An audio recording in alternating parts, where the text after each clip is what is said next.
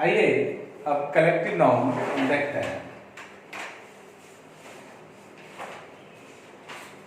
Collective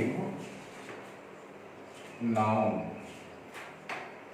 नाम से ही स्पष्ट है, कलेक्टिव का मतलब होता है समूह, यानी समूह में होना। जाहिर सी बात है कि ये उस नाउन की बात करता होगा जो नाउन समूह में रहते होंगे। समूह, तो सबसे पहले इसका डिफिनेशन देख लेते हैं, उसके बाद हम इसको समझते हैं समूह को, या ये डिफिनेशन सीखते हैं कि डिफिनेशन इसका क्या होना चाहिए। तो सबसे अच्छे ढंग से लिख लेते हैं कि a noun that shows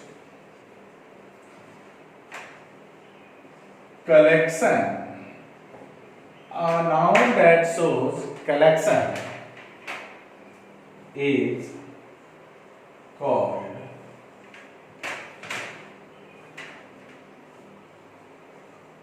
collective noun। नामों में से वैसा नाम जिससे समूह का बोध हो, संग्रह का बोध हो, उसे हम कहेंगे कलेक्टिव नाउन, यानी समूहवाचक संज्ञा। अब बात थोड़ी सी यहां इस कलेक्शन पर करते हैं। कलेक्टिव जो है, क्या क्या समूह हो सकता है। सबसे पहले यहां इसको सीख लेते हैं तो एरर को बहुत आसान रहेगा। पहले यही हम इस पर देखते हैं।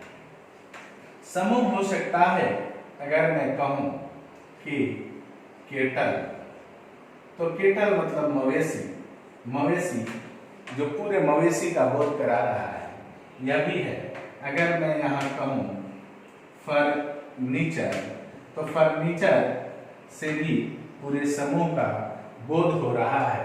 यदि मैं यहाँ कहूँ मशीनरी, तो इससे भी एक समूह का बोध हो रहा है। मैं कहूँ केवेलरी, तो इससे भी एक समूह का बोध हो रहा है। मैं कहूँ पीजेंट्री, कृषक वर्ग, इससे भी एक समूह का बोध हो रहा है। अगर मैं यही कहूँ कमिटी, तो इस कमिटी से भी एक समूह का बोध हो रहा है, क्योंकि कमिटी में एक नहीं 2-3 आदमी कम से कम होते हैं। कमिटी हो जाएगा, टीम हो जाएगा, पार्लियामेंट हो जाएगा, पार्लियामेंट, बोर्ड हो जाएगा, एटीसी करते हैं। यह एक समूह हो सकता है। ये समूह है, हो नहीं सकता, ये समूह है। अगर मैं बात करता हूं फिर समूह का, तो मैं कहूं कि अ हर्ड ऑफ कैटल, ये भी एक समूह है। किसका? ये भी समूह की बात हो रहा है, लेकिन ये कैटल का समूह है। एक यह भी तरीका है समूह का यूज करने का। दूसरा मैं लिखूं कि गैलेक्सी ऑफ स्टार्स, मैं कहूं अ ग्रुप ऑफ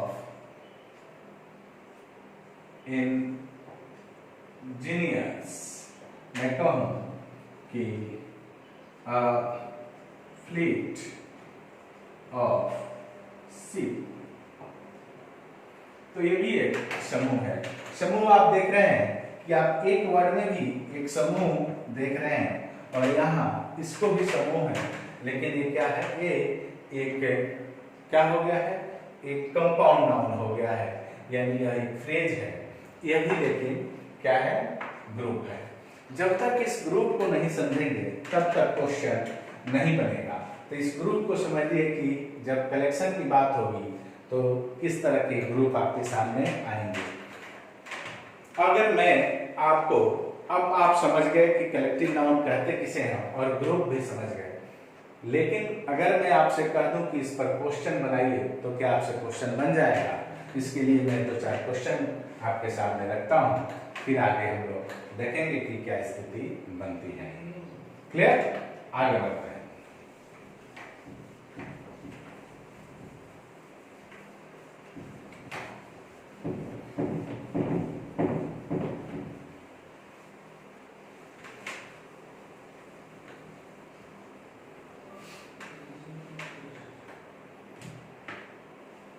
क्वेश्चन आ जाए कि team of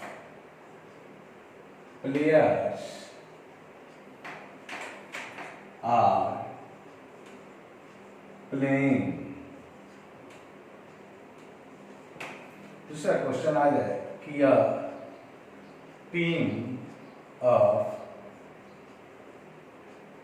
players is playing.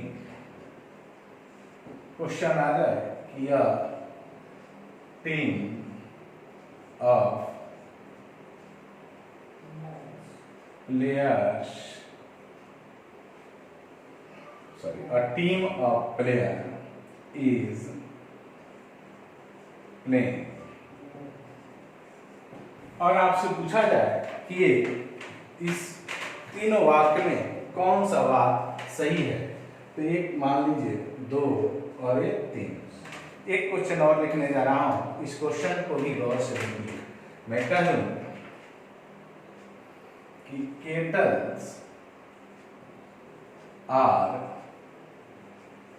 grazing in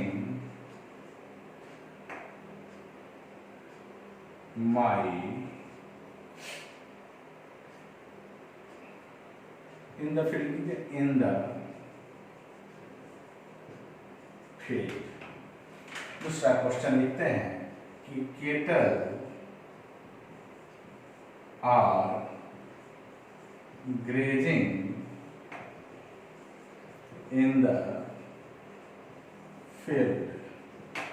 अगला है, मैं कहूं कि केटल, अब यहां इज लगा रहा हूं, is grazing in the field. दोनों क्वेश्चन आपके सामने है और आपसे पूछा जाए कि कौन सा वाक्य इसमें सही है, यानी इसको कहते हैं 1 2 3। यहाँ ए सही है, बी सही है या सी, यानी पहला सही है, दूसरा सही है, तीसरा सही है। दूसरा में है पहला सही है, दूसरा सही है या तीसरा सही है। अब सवाल ये बनता है कि कौन सही है। तो जब तक इसके बारे में हम लोग नहीं जानेंगे कि यह किस तरह का ग्रुप है और ये अपने साथ किस तरह के नेचर में होता है और किस तरह के वर्ब अपने साथ लेता है, जब तक इसको हम लोग नहीं समझेंगे तब तक क्वेश्चन नहीं बनेगा। वैसे आप जान लीजिए कि आप ये भी कह सकते हैं कि प्लेयर्स आर है तो ये सही होगा, लेकिन ये रियल में क्या है, गलत है। अगला है a team of players is, ये आपको लगता होगा कि गलत है लेकिन यही सही है। दूसरा है कि अ players of, correct, team of player, player नहीं, यानी यहाँ गलत है। ये क्यों गलत है ये समझेंगे रूल में, वही फैक्ट है, इसीलिए हमें वहाँ पढ़ना पड़ता है, तब हम लोग बेहतर समझते हैं। केटल्स यहाँ गलत है, केटल्स नहीं होगा। क्यों नहीं होगा ये फैक्ट में समझेंगे। अब cattle are grazing in field, ये सही है, लेकिन केटल इज सही नहीं है। अब क्यों नहीं सही है, इसी के लिए हमें ये दोनों रूल को समझना होगा और फैक्ट को समझना होगा। तो सबसे पहले मैं इस वाले रूल को आपको समझा देता हूं, तब हम लोग काइंड्स ऑफ कलेक्टिव नाउन पढ़ेंगे और तब उसमें हम लोग इस पर चर्चा करेंगे। ये थोड़ा बहुत लंबा चौड़ा पाठ है, इस पर गौर कर लेते हैं, पहले इसको आसानी से समझ लेते हैं। तो मिटा रहा हूं मैं और गौर करेंगे हम।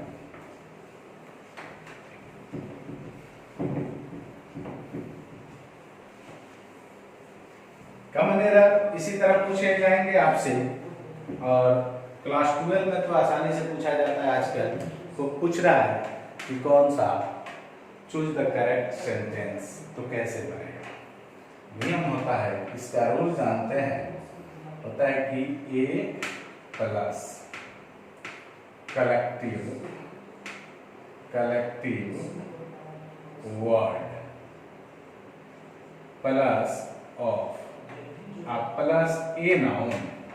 यह जो नाउन होना चाहिए, यह नाउन का नेचर हमेशा प्लुरल होना चाहिए। क्या होना चाहिए? प्लुरल।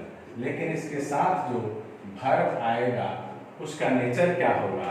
तो उसका नेचर आने वाला वर्ब हमेशा सिंगुलर होता है।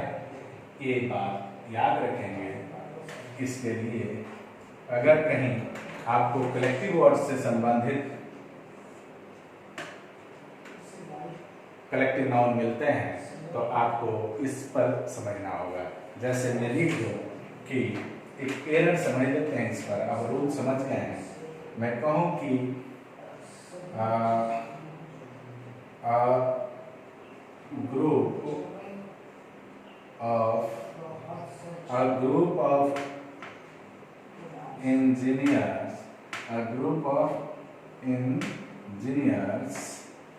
a group of engineers has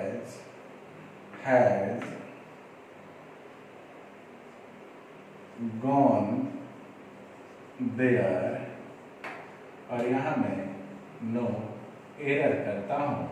बहुत आसान क्वेश्चन है, बहुत छोटा सा क्वेश्चन है, और इस क्वेश्चन को आपको बनाना है।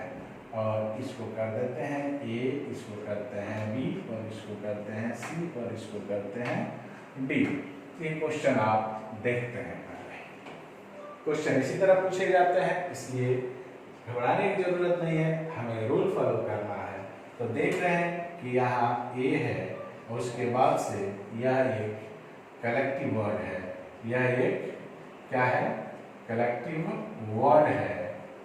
और इस कलेक्टिव वर्ड के बाद ये ऑफ है, जो आपको मैंने यहाँ रूल में दिया है, ध्यान से देखेंगे। फिर उसके बाद यह एक शब्द है जो नाउन है। अब यह जो नाउन होना चाहिए वो कैसा होना चाहिए? आपको पता है कि हमेशा प्लुरल होना चाहिए, जो कि ऑलरेडी प्लुरल है। लेकिन इसके बाद जो वर्ब आएगा वह वर्ब कैसा होना चाहिए? मैंने कहा सिंगुलर होना चाहिए। तो ये क्या है? सिंगुलर है, यानी यहाँ जो वर्ब है वो सिंगुलर है।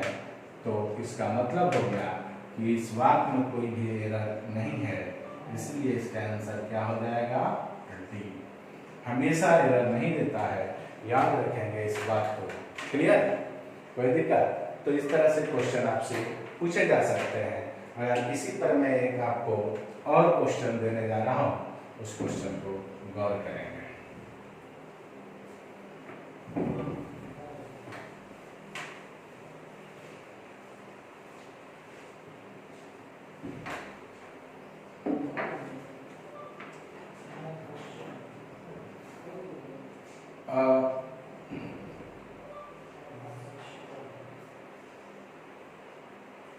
Baby of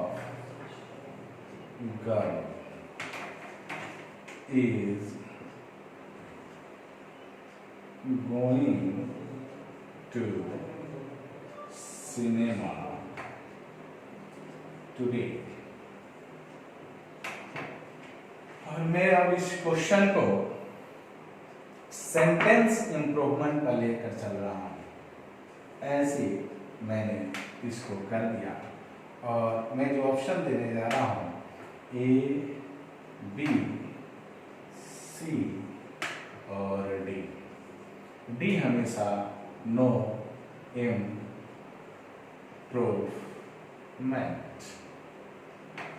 डी हमेशा नो इम्प्रूवमेंट। आइए यहां दे देते हैं बेबी ऑफ गर्ल्स आर, यहाँ दे देते हैं बेबी ऑफ गर्ल्स आर, और यहाँ दे देते हैं कि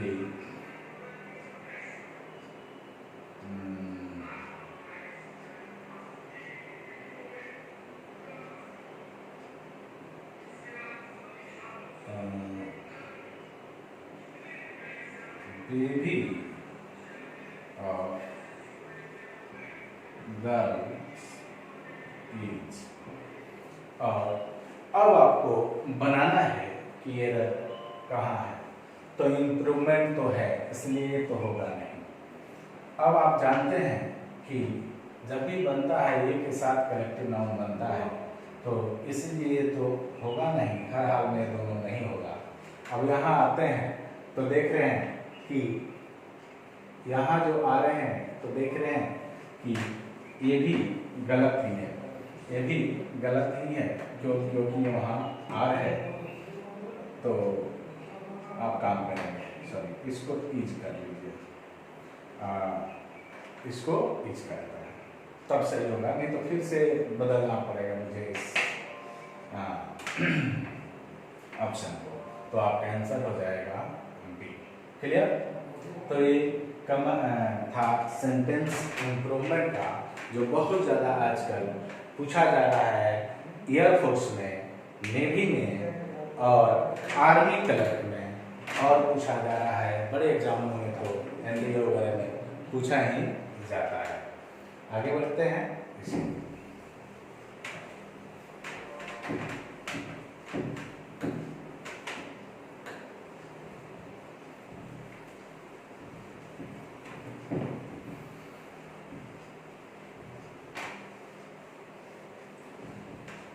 तो आपने कलेक्टिव नाउन के एक हिस्से को तो देख लिया, अब बच गया कलेक्टिव नाउन का जो एक हिस्सा था, जो एक ही वर्ड होता था और वो सिंगुलर होता था कि प्लुरल, वह यहाँ देखना है। इसीलिए हमें यहाँ पढ़ना होगा, इसके भेद को यानी बनाना होगा kinds of collective noun, kinds of collective noun.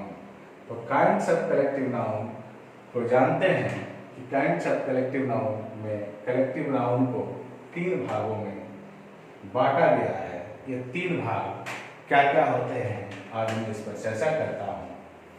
पहला होता है इसको कहते हैं generalising collective noun, collective noun. 1 number, 2 number जो होता है उसको कहते हैं ग्रुप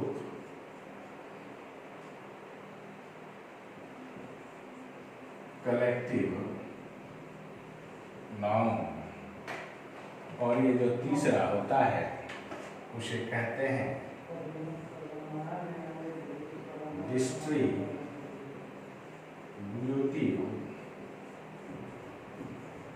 कलेक्टिव नाउन।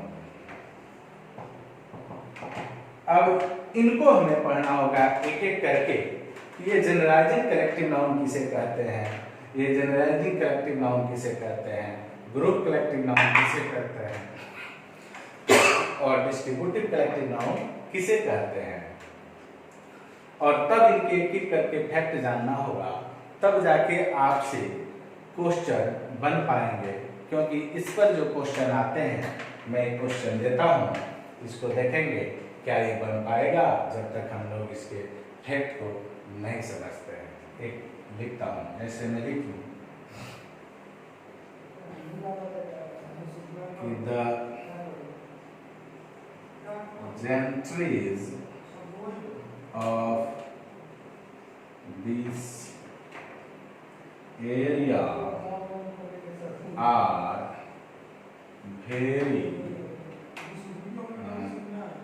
active।